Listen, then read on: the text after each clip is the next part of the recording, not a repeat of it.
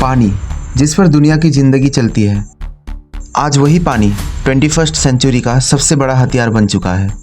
China से लेकर Africa तक हर देश एक इनविजिबल वॉर लड़ रहा है।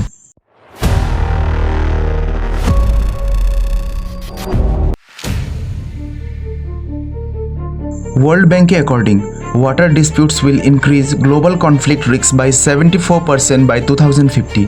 क्लाइमेट चेंज, पॉपुलेशन ग्रोथ की वजह से पानी की डिमांड 2030 तक 40% से ज़्यादा हो जाएंगी।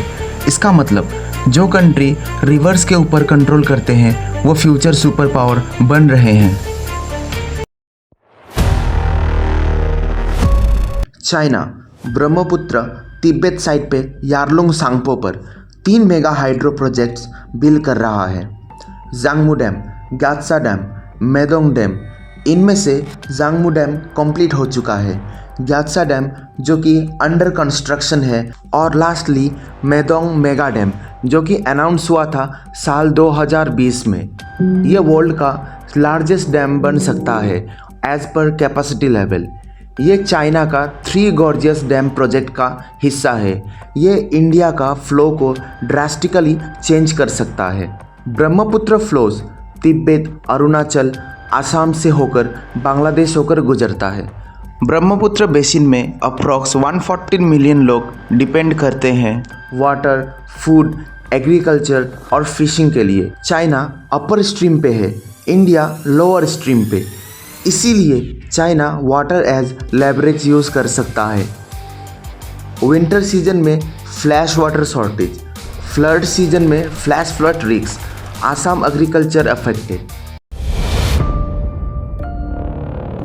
Siang project, Subansiri lower dam, Dibang multipurpose project, Asia's largest dam by volume, but unfortunately China के पास अपर स्ट्रीम कंट्रोल एडवांटेज है। ये दुनिया का सबसे सीरियस वाटर कॉन्फ्लिक्ट माना जाता है, इजिप्ट एंड एथियोपिया। इजिप्ट का 90% वाटर नाइल से आता है, जहां एथियोपिया ग्रैंड रेनेसाउ डैम कंप्लीट कर चुका है। इजिप्ट को ये डर है कि ये डैम के वजह से इजिप्ट को 25% तक फ्रेश वाटर शॉर्टेज हो सकता है।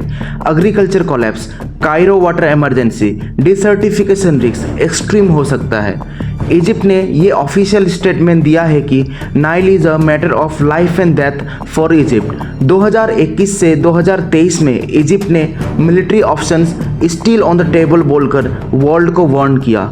इसमें यूएन, यूएस, एयू सब मीडिएशन कर चुके हैं, बट अग्रीमेंट अभी तक फाइनल नहीं है। मिडिल ईस्ट की लगभग 80% ज़मीन ऐसी है जहां बार बार सूखा पड़ता है, यानी वहाँ बहुत कम बारिश होती है और पानी की कमी हमेशा बनी रहती है। वहाँ का कुछ की रिवर्स हैं जैसे यूफ्रेटिस, टाइग्रिस। ये दोनों टर्की से ओरिजिनेटेड होते हैं। टर्की ने $multi-billion south eastern Anatolia project launch किया, जिसमें 32 dams plus 22 hydro powers plant शामिल हैं। मेजर डैम्स जैसे Ataturk dams, Keban dams.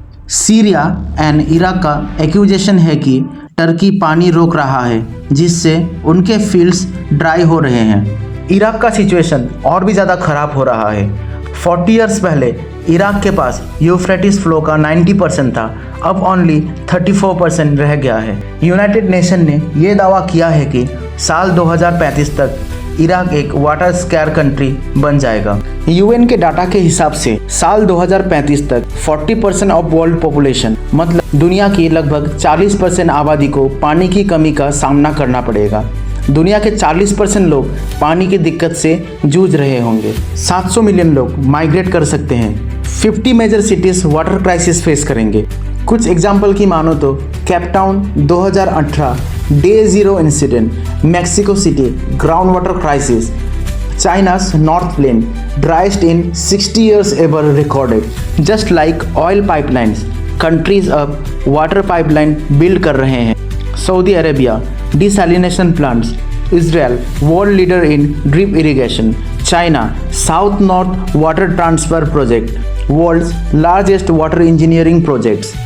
In future, water will become economic weapon, political pressure tool, survival resource. अगर countries ने treaty sign नहीं की, data share नहीं किया और डैम्स कोऑर्डिनेशन नहीं हुआ तो नेक्स्ट डिकेड में हम रियल वाटर वॉर्स देख सकते हैं। आज पानी फ्री लगता है, लेकिन फ्यूचर में ये वर्ल्ड का मोस्ट वैल्यूएबल रिसोर्सेज बनने वाला है। दुनिया में सब कुछ रिप्लेस हो सकता है, लेकिन पानी की जगह कोई नहीं ले सकता। और जहाँ पानी रुका वहाँ शांति भी रुक गई। You are watching past to power. Like, subscribe and share this video. जय हिंद, जय भारत।